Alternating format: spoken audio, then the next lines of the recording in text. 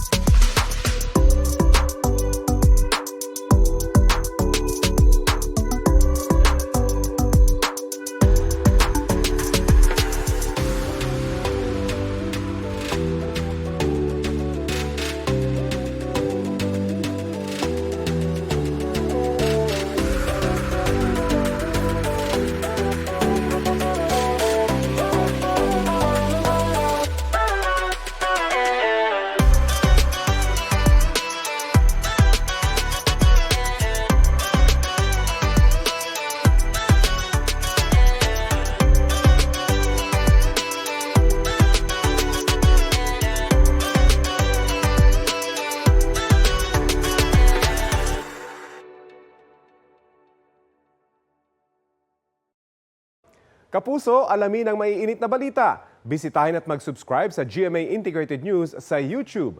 Sa mga kapuso abroad, samahan niyo kami sa GMA Pinoy TV at sa www.gmanews.tv.